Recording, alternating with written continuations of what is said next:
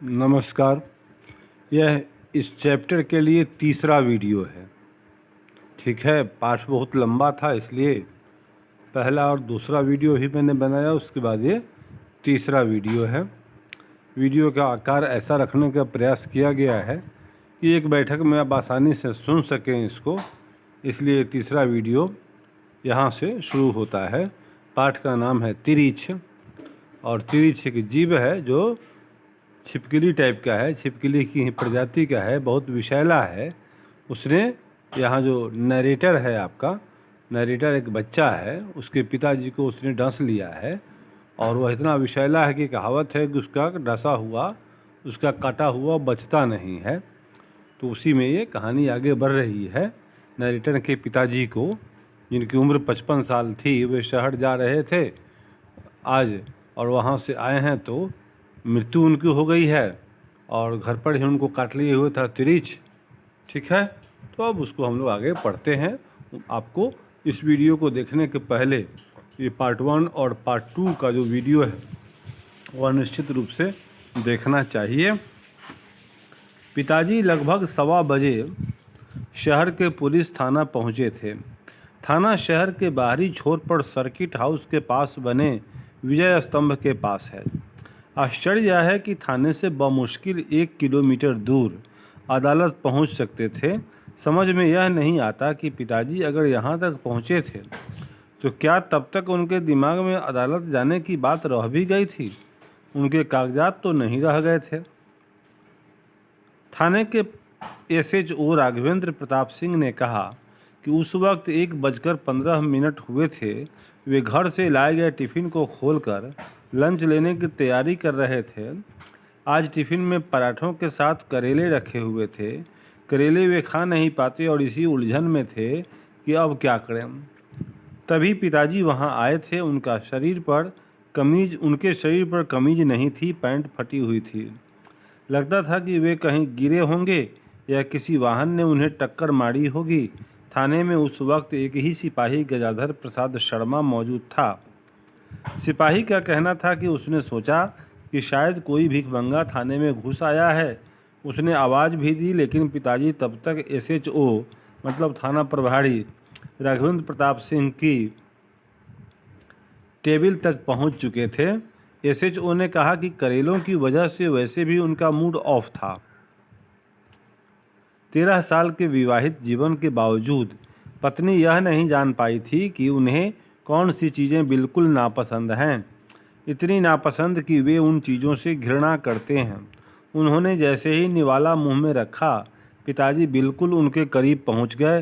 पिताजी के चेहरे और कंधों के नीचे उल्टी लगी हुई थी और उसकी बहुत तेज़ गंध उठ रही थी। एसएचओ ने पूछा कि क्या बात है, तो जवाब में पिताजी ने जो कुछ कहा उसे समझना बहुत मुश्किल था। एसएचओ राघवेंद्र प्रताप सिंह बाद में पछता रहे थे कि अगर उन्हें मालूम होता कि यह आदमी बकेली ग्राम का प्रधान और भूतपूर्व अध्यापक है तो वे उसे थाने में ही कम से कम 2-4 घंटे बिठा लेते, बाहर न जाने देते। लेकिन उस समय उन्हें लगा कि यह कोई पागल है और उन्हें खाते हुए देखकर यहाँ तक घुस आया है। इसीलिए उन्होंने सिपाही गजाधर शर्मा को गुस्से में आवाज़ दी। सिपाही पिताजी को घसीटता हुआ बाहर ले गया। गजाधर शर्मा का कहना था कि उसने पिताजी के साथ कोई मारपीट नहीं की थी और उसने देखा जब वे थाने आए थे तब उनका निचला होंठ कटा था। ठुड्डी पर कहीं रगड़ा खाकर गिरने से खरोंच के निशान थे और कुहनियाँ छिली हुई थीं। वे कहीं न कहीं गिरे जरूर थे। यह कोई नहीं जानता कि थाने से निकलकर लगभग 1.5 घंटे पिताजी कहाँ कहाँ भटकते रहे। सुबह 10:07 पर जब वे शहर आए थे और मिनरवा टॉकीज़ के पास वाले चौराहे पर ट्रैक्टर से उतरे थे, तब से लेकर अब तक उन्होंने कहीं पानी पिया था या नहीं, इसे जानना मुश्किल है। इसकी संभावना भी कम ही बनती है। हो सकता है तब तक उनका दिमाग इस काबिल न रह गया हो कि वे प्यास को भी याद रख सकें। लेकिन अगर वे पुलिस थाने तक पहुँचे तो उनके मस्तिष्क में नशे के बावजूद कहीं बहुत कमज़ोर था, अंधेरे में डूबा हुआ यह ख्याल रहा होगा कि वे किसी तरह अपने गांव जाने का रास्ता वहां पूछ लें। या उस ट्रैक्टर का पता पूछें या फिर अपने रुपए और अदालती कागजात छिन जाने की रिपोर्ट वहाँ लिखा दें। यह सोचने के करीब पहुँचना ही बुरी तरह से बेचैन कर डालने वाला है कि उस समय पिताजी सिर्फ तिरिच के जहर और धतूरे के नशे के खिलाफ ही नहीं लड़ रहे थे, बल्कि हमारे मकान को बचाने की चिंता भी कहीं न कहीं उनके नशे की नींद में से बार बार सिर उठा रही थी। शायद उन्हें अब तक यह लगने लगा हो कि यह सब कुछ जो हो रहा है सिर्फ एक सपना है। पिताजी इससे जागने और बाहर निकलने की कोशिश करते रहे होंगे। 2:15 के आसपास पिताजी को शहर के बिल्कुल उत्तरी छोर पर बसी सबसे संपन्न कॉलोनी इतवारी कॉलोनी में घिसटते हुए देखा गया था। कॉलोनी सर्राफा के जौहरियों, पीडब्ल्यूडी के बड़े ठेकेदारों और रिटायर्ड अफसरों की कॉलोनी थी। कुछ समृद्ध पत्रकार कभी भी वहीं ठहरते थे। यह कॉलोनी हमेशा शांत और घटनाहीन रहती थी। जिन लोगों ने यहाँ पिताजी को देखा था उन्होंने बताया कि उस वक्त उनके शरीर में सिर्फ एक पट्टेदार जांघिया बचा था, जिसका नाड़ा शायद टूट गया था और वे उसे अपने बाएं हाथ से बार बार संभाल रहे थे। जिसने भी उन्हें वहाँ देखा उसने यही समझा कि कोई पागल है। कुछ ने कहा कि वे बीच बीच में खड़े होकर ज़ोर ज़ोर से गालियाँ बकने लगे थे। बाद में उसी कॉलोनी में रहने वाले एक रिटायर्ड तहसीलदार सोनी साहब और शहर के सबसे बड़े अखबार के विशेष संवाददाता और कवि सत्येंद्र थपलियाल ने बताया कि उन्होंने पिताजी के बोलने को ठीक से सुना था और दरअसल वे गालियाँ नहीं बक रहे थे, बल्कि बार बार कह रहे थे, मैं Ram Swarath Prasad, ex school headmaster and village head of gram Bakeli. कवि पत्रकार थपलियाल साहब ने दुख जाहिर किया। दरअसल उसी समय वे अमेरिकी दूतावास की किसी खास पार्टी में संगीत सुनने दिल्ली जा रहे थे, इसलिए जल्दबाजी में वे चले गए। हाँ, तहसीलदार सोनी साहब का कहना था कि मुझे उस आदमी पर बहुत तरस आया और मैंने लड़कों को डांटा भी, लेकिन 2-3 लड़कों ने कहा कि आदमी रामरतन सर्राफ की बीवी और साली पर हमला करने वाला था। तहसीलदार ने कहा कि ऐसा सुनने के बाद उन्हें भी लगा कि हो सकता है कि यह कोई बदमाश हो और नाटक कर रहा हो। लड़के उन्हें तंग करने में लगे थे और पिताजी बीच बीच में ज़ोर ज़ोर से चिल्लाते थे, बोलते थे, मैं Ram Swarath Prasad, ex school headmaster. अगर हिसाब लगाया जाए तो मिनरवा टॉकीज के पास वाला चौराहा, जहां पिताजी ट्रैक्टर से सुबह 10:07 पर उतरे थे, वहां से लेकर देशबंधु मार्ग का स्टेट बैंक, फिर विजय स्तंभ के पास का थाना और शहर के बाहरी उत्तरी छोर पर बसी इतवारी कॉलोनी को मिलाकर वे अब तक लगभग 30-32 किलोमीटर की दूरी तक भटक चुके थे। ये जगहें ऐसी हैं जो एक ही दिशा में नहीं हैं। इसका मतलब यह हुआ कि पिताजी की दिमागी हालत यह थी कि उन्हें ठीक ठीक कुछ सूझ नहीं रहा था और वे अचानक ही किसी भी तरफ चल पड़ते थे। जहाँ तक सर्राफ की पत्नी और साली पर हमले करने की बात है, जिसे थपलियाल साहब सच मानते हैं, मेरा अनुमान है कि पिताजी उनके पास या तो पानी मांगने गए होंगे या बकेली जाने वाली सड़क के बारे में पूछने। उस एक पल के लिए पिताजी को होश जरूर आ रहा होगा, लेकिन इस हुलिये के आदमी को अपने इतना करीब देखकर वे औरतें डरकर चीखने लगी होंगी। वैसे पिताजी की दाहिने आँख के ऊपर भौं पर जो चोट लगी थी और जिसका खून रिसकर उनकी आँख पर आने लगा था, वह चोट उनको इतवारी कॉलोनी में ही लगी थी, क्योंकि बाद में लोगों ने बताया कि लड़के बीच बीच में ढेले मार रहे थे। वह जगह इतवारी कॉलोनी से बहुत दूर नहीं है जिस जगह पिताजी को सबसे ज़्यादा चोटें लगीं। नेशनल रेस्टोरेंट नाम के एक सस्ते से ढाबे के सामने की खाली जगह पर पिताजी घिर गए थे। इतवारी कॉलोनी से लड़कों का जो झुंड उनके पीछे पड़ गया था, उसमें कुछ बड़ी उम्र के लड़के भी शामिल हो गए थे। नेशनल रेस्टोरेंट में काम करने वाले नौकर सत्य का कहना था कि पिताजी ने गलती यह की थी कि एक बार उन्होंने गुस्से में आकर भीड़ पर ढेले मारने शुरू कर दिए थे। शायद उन्हीं का एक बड़ा सा ढेला 7-8 साल के लड़के विकी अग्रवाल को लग गया था, जिसे बाद में कई टाँके लगे थे। सत्य का कहना था कि इसके बाद झुंड ज़्यादा खतरनाक हो गया था। वे हल्ला मचा रहे थे और हर तरफ से पिताजी पर पत्थर मार रहे थे। ढाबे के मालिक सरदार सतनाम सिंह ने बताया कि उस वक्त पिताजी के जिस्म पर सिर्फ पट्टे वाली एक चड्डी थी। दुबले शरीर की हड्डियां और छाती के सफ़ेद बाल दिख रहे थे। पेट पिचका हुआ था। वे धूल और मिट्टी में लिथरे हुए थे। सिर के सफ़ेद बाल बिखर गए थे। दाहिनी आंख के ऊपर से और निचले होंठ से खून बह रहा था।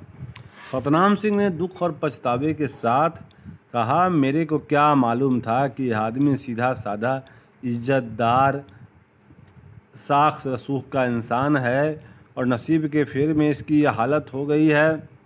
वैसे ढाबे में कप प्लेट धोने वाले नौकर हरी का कहना था कि बीच बीच में पिताजी भीड़ को अंड बंड गालियाँ दे देकर ढेले मारने लगते थे। आओ ससुरो आओ, एक एक को मार डालूंगा वालो तुम्हारी की। लेकिन मुझे संदेह है कि पिताजी ने ऐसी कोई गाली दी होगी। हमने कभी भी उन्हें गाली देते नहीं सुना था।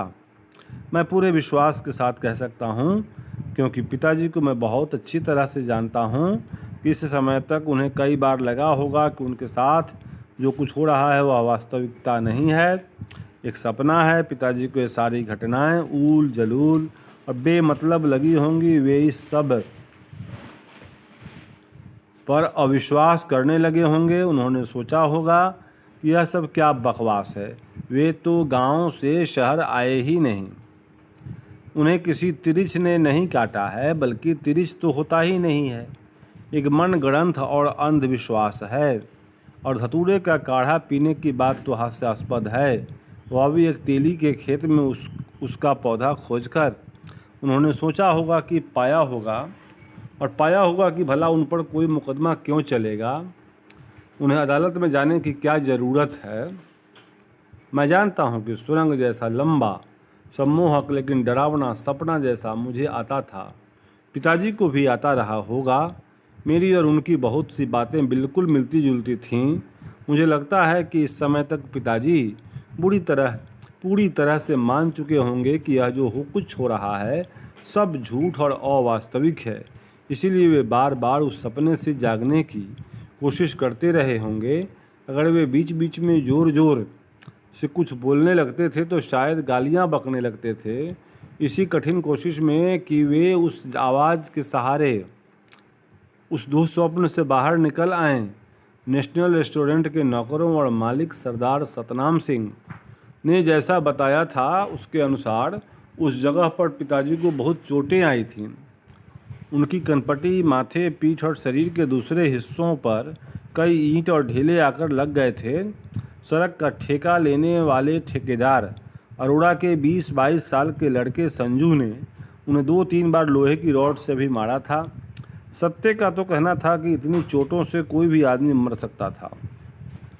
मुझे यह सोचकर एक अजीब सी राहत मिलती है और मेरी फंसती हुई सांसें फिर से ठीक हो जाती हैं कि उस समय पिताजी को कोई दर्द महसूस नहीं होता रहा होगा, क्योंकि वे अच्छी तरह से पूरी तार्किकता और गहराई के साथ विश्वास करने लग गए होंगे कि यह सब सपना है और जैसे ही वे जागेंगे सब ठीक हो जाएगा, या नीचे फर्श पर सोते हुए मैं और छोटी बहन दिख जाएंगे, या गौरैयों का झुंड। हो सकता है कि उन्हें बीच बीच में अपने इस अजीबोगरीब सपने पर हंसी भी आई हो।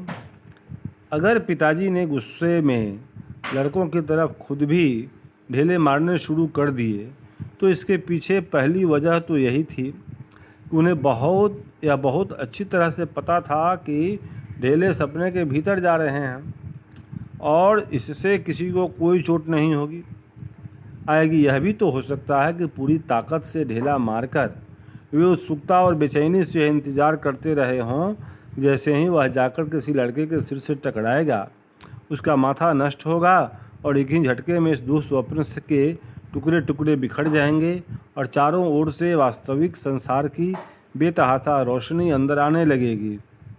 लेकिन उनका ज़ोर ज़ोर से चीखना भी दरअसल गुस्से के कारण नहीं था।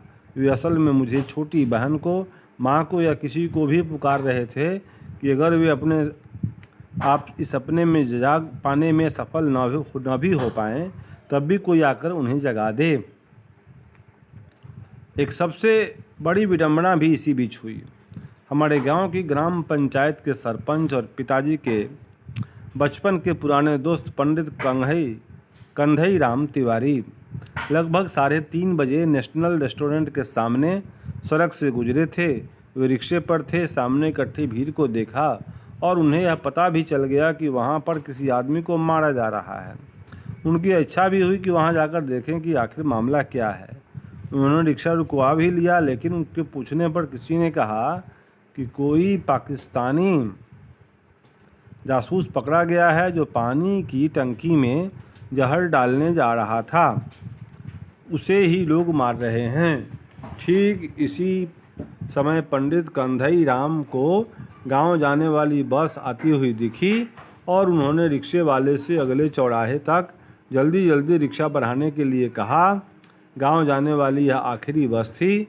अगर उस बस के आने में 3-4 मिनट की भी देरी हो जाती तो वे निश्चित ही वहां जाकर पिताजी को देखते और उन्हें पहचान लेते। राज्य परिवहन की वह बस हमेशा आध पौन घंटा लेट रहा करती थी, लेकिन उस दिन संयोग से वह बिल्कुल सही समय पर आ रही थी।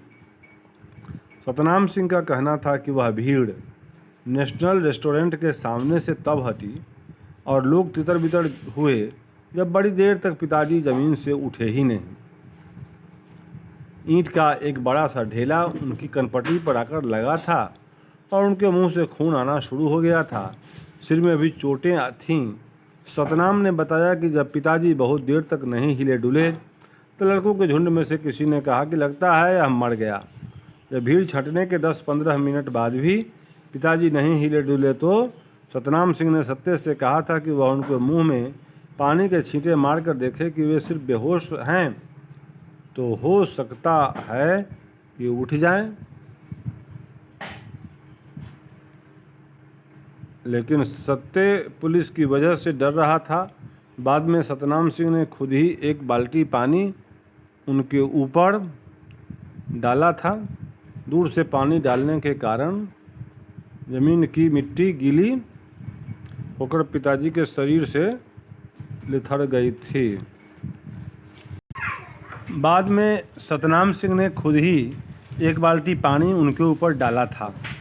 दूर से पानी डालने के कारण जमीन की मिट्टी गीली होकर पिताजी के शरीर से लिथड़ गई थी। सरदार सतनाम सिंह और सत्य दोनों का कहना था कि लगभग 5 बजे तक पिताजी उसी जगह पड़े हुए थे। तब तक पुलिस नहीं आई थी। फिर सतनाम सिंह ने सोचा कि कहीं उसे पंचनामा और गवाही वगैरह में न फंसना पड़ जाए, इसलिए उसने ढाबा बंद कर दिया था और डिलाइट टॉकीज में आन मिलो सजना फिल्म देखने चला गया था। उस समय लगभग 6 बजे थे जब सिविल लाइंस की सड़क की पटरियों पर एक कतार में बनी मोचियों की दुकानों में से एक मोची गणेशवा की गुमटी में पिताजी ने अपना सिर घुसेड़ा। उस समय तक उनके शरीर पर चड्डी भी नहीं रह गई थी। वे घुटनों के बल किसी चौपाए की तरह रेंग रहे थे। शरीर पर कालिख और कीचड़ लगी हुई थी और जगह जगह चोटें थीं। गणेशवा हमारे गांव के तालाब के पार वाले टोले का मोची है। उसने बताया कि मैं बहुत डर गया था और मास्टर साहब को पहचान ही नहीं पाया। उनका चेहरा डरावना हो गया था और चिन्हाई में नहीं आता था। मैं डर कर गुमटी से बाहर निकल आया और शोर मचाने लगा। दूसरे मोचियों के अलावा वहाँ कुछ और लोग भी इकट्ठा हो गए थे। लोगों ने जब गणेशवा की गुमटी के भीतर झांका तो गुमटी के अंदर उसके सबसे अंतरे कोने में टूटे फूटे जूतों, चमड़े के टुकड़ों और रबड़ और चित्रों के बीच पिताजी दुबके हुए थे। उनकी सांसें थोड़ी बहुत चल रही थीं। उन्हें वहाँ से खींचकर बाहर पटरी पर निकाला गया। तभी गणेशवा ने उन्हें पहचान लिया। गणेशवा का कहना था कि उसने पिताजी के कान में कुछ आवाज़ें भी लगाई, लेकिन वे कुछ बोल नहीं पा रहे थे। बहुत देर बाद उन्होंने राम स्वरथ प्रसाद और बकेली जैसा कुछ कहा था, फिर चुप हो गए थे। पिताजी की मृत्यु 6:15 बजे के आसपास हुई थी। तारीख थी 17 मई 1972। 24 घंटे पहले लगभग इसी वक्त उन्हें जंगल में तिरिछ ने काटा था। 24 घंटे पहले क्या पिताजी इन घटनाओं और इस मृत्यु का अनुमान कर सकते थे? पिताजी का शव शहर के मुर्दाघर में पुलिस ने रखवा दिया था।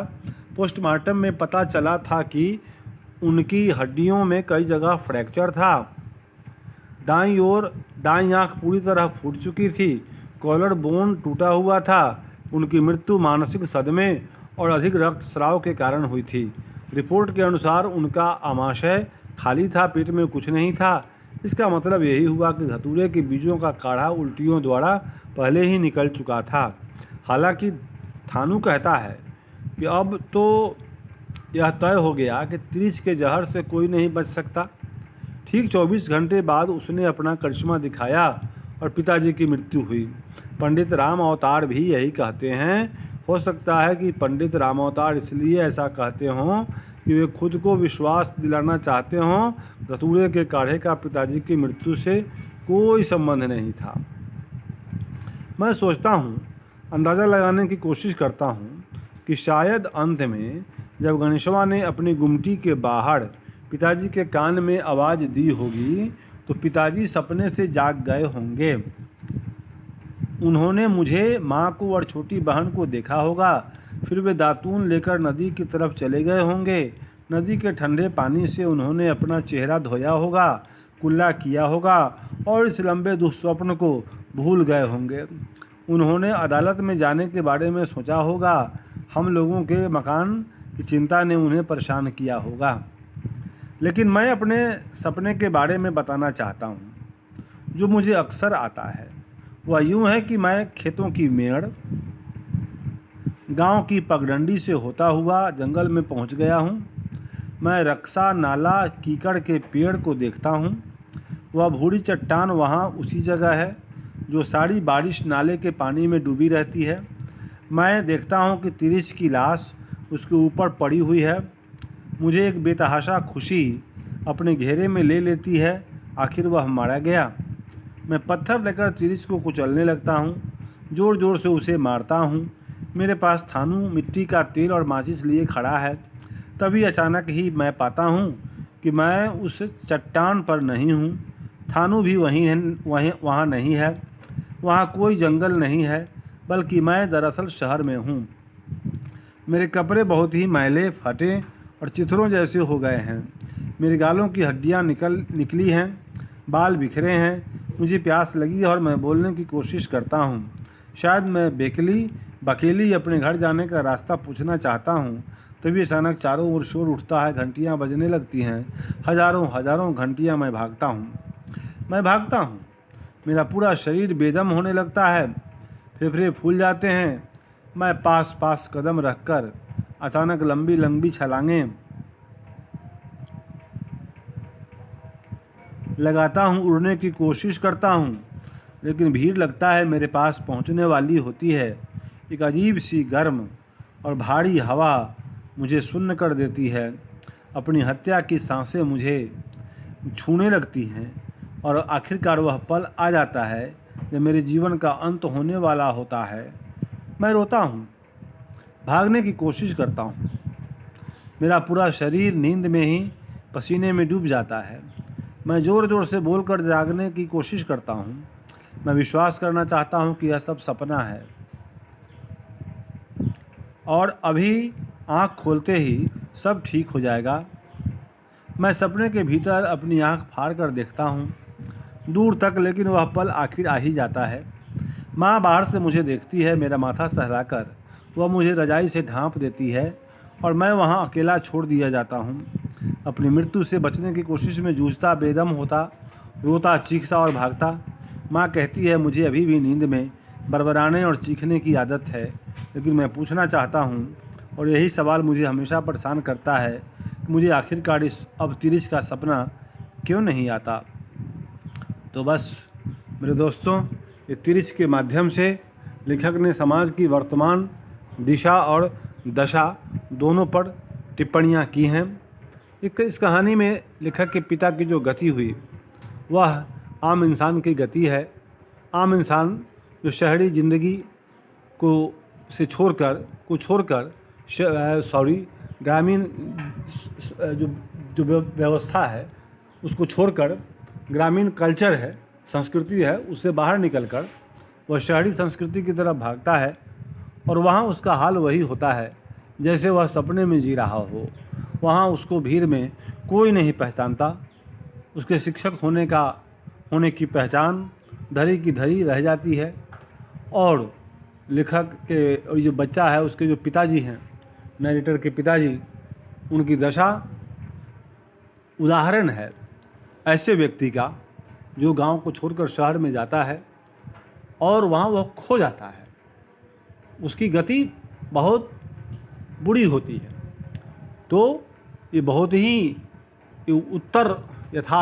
उत्तर आधुनिकतावाद, आज के आधुनिक समाज में व्यक्ति एक सपने जैसा जीता है। व्यक्ति के पास स्पष्ट सोच नहीं होती, स्पष्ट भविष्य नज़र नहीं आता। एक अनजानी सी दुनिया में वह जीता है। पल पल वह डरता रहता है, जैसे धतूरे का नशा हो, जैसे उसे तिरिछ ने काट रखा हो। ये तिरिछ क्या है? ये आधुनिक उपभोक्तावादी संस्कृति है जिसने व्यक्ति को डंस लिया है, काट लिया है। और उसका विष ऐसा है कि इंसान को मरे बिना कोई रास्ता नहीं है, कोई विकल्प नहीं है। तो मैंने समझा कि पाठ आपको समझाया, आपने इसको देखा, इसके लिए धन्यवाद। प्रश्नोत्तर के लिए फिर से वीडियो बनेगा। आपका दिन मंगलमय हो।